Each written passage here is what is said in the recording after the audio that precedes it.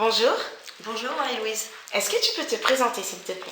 Donc Claire-Aurélie Véraquin, je suis enseignante en lycée professionnel. Je suis aussi auteure d'un livre et présidente d'une association Les Enfants de Tamar.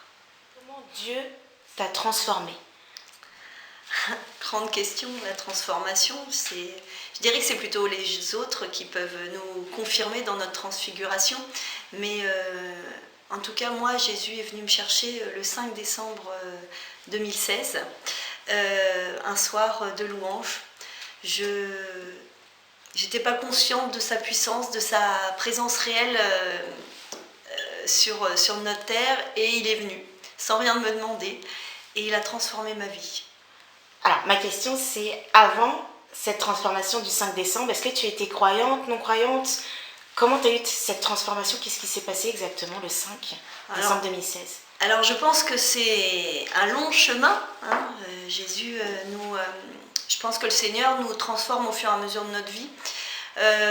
Moi, je suis protestante à la base, de naissance, et donc j'ai fait tout mon enseignement protestant. Donc j'ai fait jusqu'à ma confirmation à 14 ans, puisque chez les protestants c'est plutôt 14, enfin c'est à 14 ans, il n'y a que le baptême et la confirmation, il n'y a rien d'autre entre deux. Et voilà, et j'étais fière d'être protestante parce que différente. Et je me rappellerai toujours quand j'ai voulu baptiser ma fille aînée. Par pratique, on l'a fait au niveau catholique.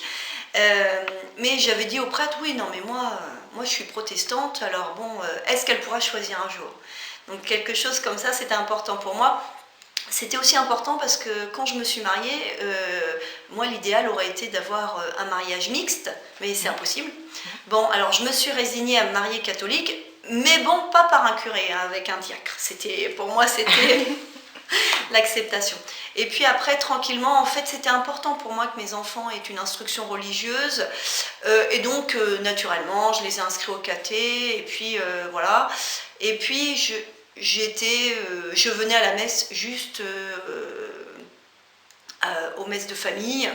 Et puis, souvent, je m'ennuyais, je passais mon temps souvent à discuter avec une autre maman ou des choses comme ça.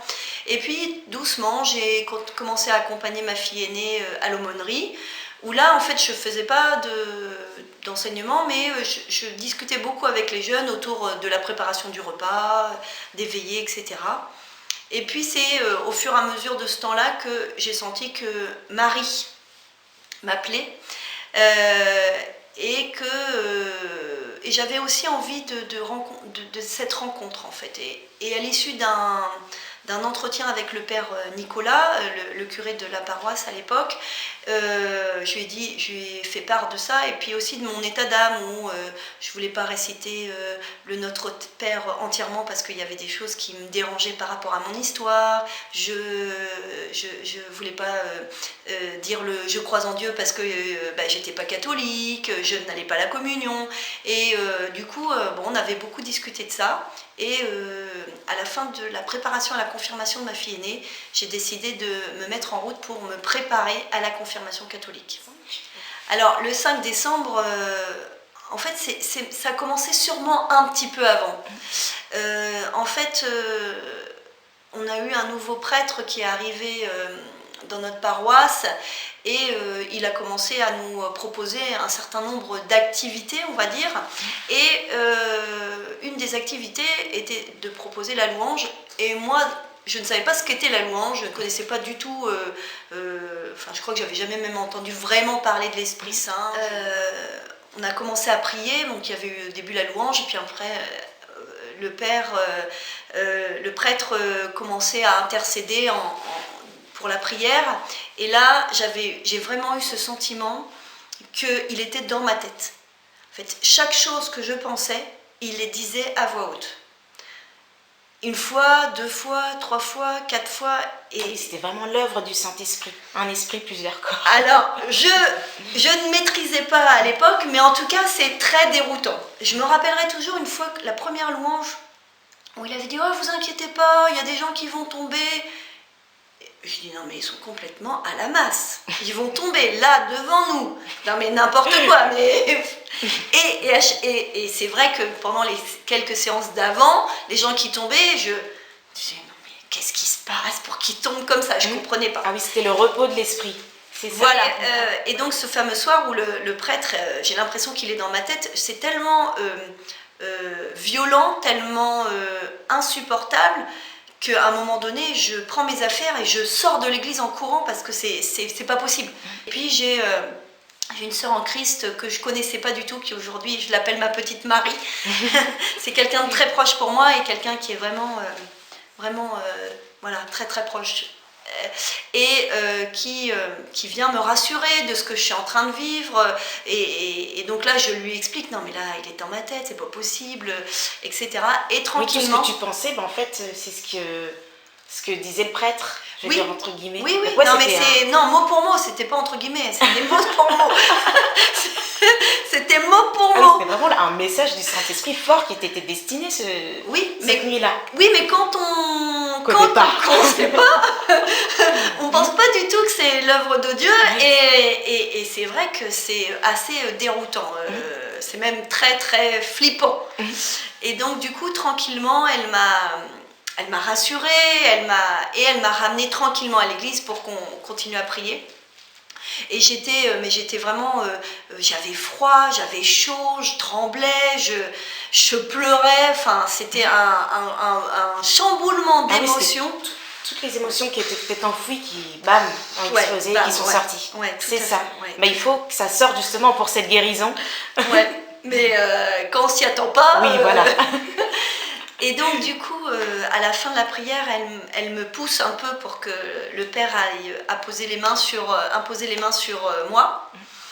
Et puis, j'y vais finalement, je suis la dernière, et là, boum.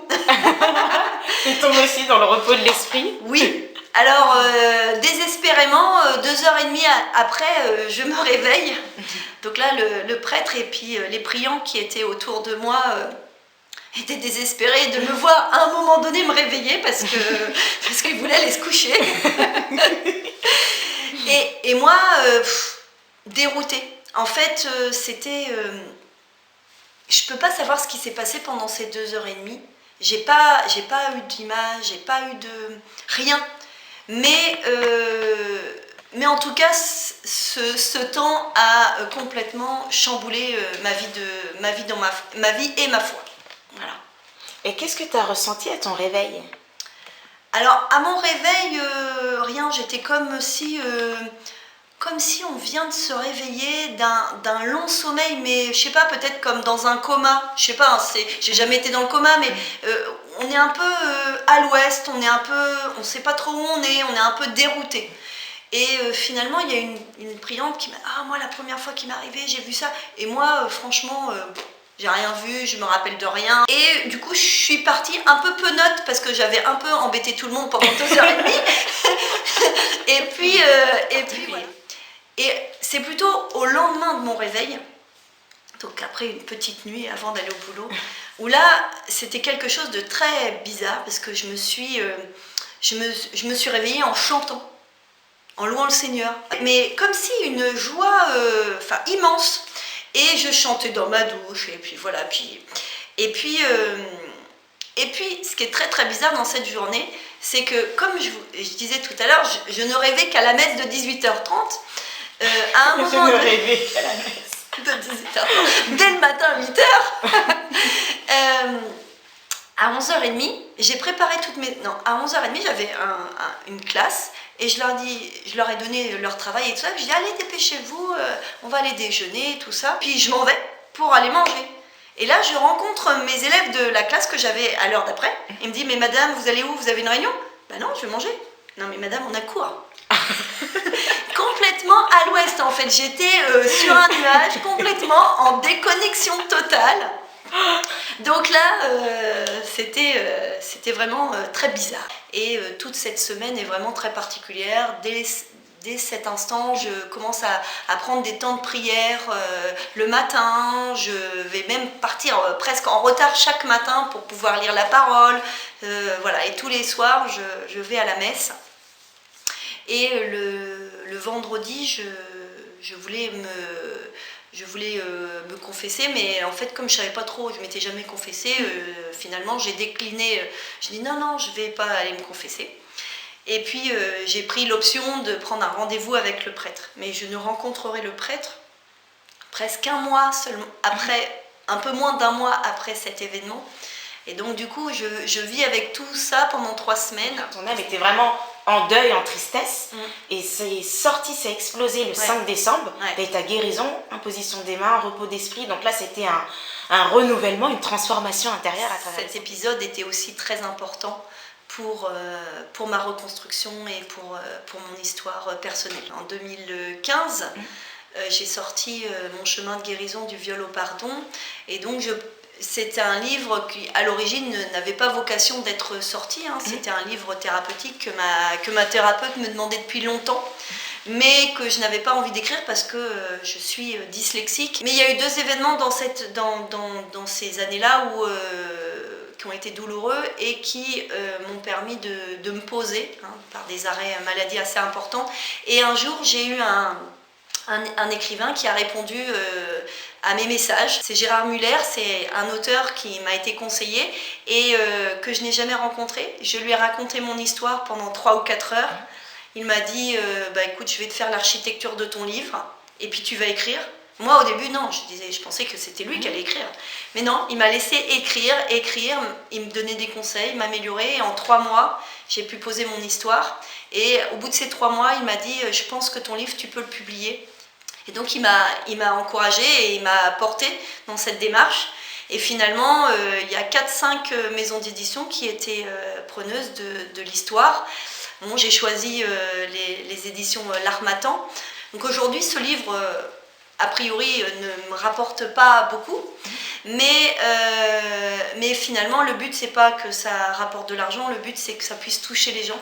Et pendant presque 6-8 mois, j'ai fait des séances de dédicaces et même si je ne vendais pas beaucoup de livres, toutes les personnes que j'ai pu rencontrer au moment de ces séances de dédicaces ont vraiment été touchées. Et c'est vraiment là qu'a commencé à germer en moi cette idée de venir en aide aux autres. Mais cette idée de venir en aide aux autres, elle devait obligatoirement s'accompagner d'encore quelques temps de guérison. Oui. Et il m'a fallu encore 3 ou 4 ans et la rencontre avec Jésus pour vraiment pouvoir me lancer dans cette aventure qui a été pour moi vraiment un tournant dans ma vie. Donc un premier livre que tu as sorti avant justement l'événement du 5, oui. Et puis ensuite tu as décidé de faire un 2e livre pour expliquer le avant puis l'après. Ressusciter une vie pour Dieu. Amen. Et donc du coup, par rapport à ton histoire, Dieu a utilisé ton histoire, l'a transformée en une force pour pouvoir justement être disciple du Seigneur, missionnaire à travers ton association. Oui. Donc l'association que tu as créée. Alors oui, l'association Les Enfants de Tamar est vraiment, en tout cas pour moi, l'œuvre de Dieu. Alors c'est pas forcément on n'a pas mis dans les statuts que c'était une association chrétienne, puisque le but, et notre but à tous, c'est de pouvoir venir en aide à tout le monde, partout et sans tabou. Donc à toute personne qui aurait subi des violences sexuelles dans l'enfance. Donc on ne veut pas mettre de barrières et on ne veut pas se mettre de barrières, notamment dans les institutions. Mais en tout cas, pour ma part, moi, il est vrai que je me suis mis au service de Dieu pour venir en aide à ces victimes. Donc en fait, après 2 ans de cheminement, on a créé l'association en novembre 2018. Et donc là, en décembre 2019, on a vraiment décidé de séparer clairement l'association Les Enfants de Tamar et d'envisager la création d'un groupe de prière. On est appelé à être missionnaire, donc le groupe de prière c'est important. Je suis vraiment persuadée que le Seigneur n'est pas venu me chercher comme il est venu me chercher pour ne pas prier.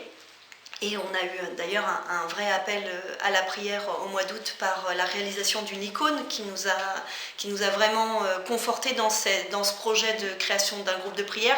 Mais il fallait absolument les diviser. Donc l'association Les Enfants de Tamar commence à œuvrer, à vraiment prendre de l'envergure. On a on a de nombreuses sollicitations et on est en réflexion avec plusieurs personnes sur la création du groupe de prière Sainte Maria Goretti. Donc l'association qui aide tout le monde et le groupe de prière spécifique pour les croyants. C'est ça. Voilà. Alors, le groupe de prière, on ne pourra pas forcément n'aider que des gens qui ont eu des problèmes de violence sexuelle. On ne va pas sélectionner à l'entrée de l'église. Mais en fait, nous, on va porter le projet, on va porter les victimes, on va porter les proches, on va aussi porter les prédateurs. Il faut savoir que la moitié des prédateurs ont été victimes. Donc, il y a aussi cette prise en compte et cette prise de conscience qu'il faut prendre en charge tout le monde, à différents moyens et pas forcément ensemble tout le temps, mais en tout cas il faut vraiment prier pour l'ensemble, c'est important. Donc ce groupe de prière aura vraiment pour but et à la fois de porter dans la prière toutes ces victimes, en France mais aussi dans le monde.